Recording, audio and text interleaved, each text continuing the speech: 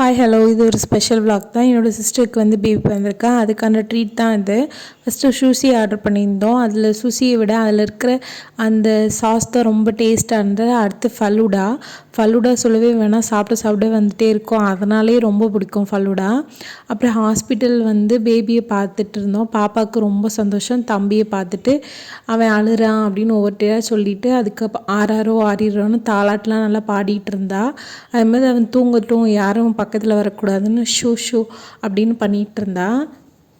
அவளுக்கு ஏகப்பட்ட சந்தோஷம், விளையாடுறதுக்கு நம்மளுக்கு ஒரு ஆள் கிடச்சிருச்சு அப்படின்னுட்டு பக்கத்துலேயே நின்று பார்த்துட்டே இருந்தா.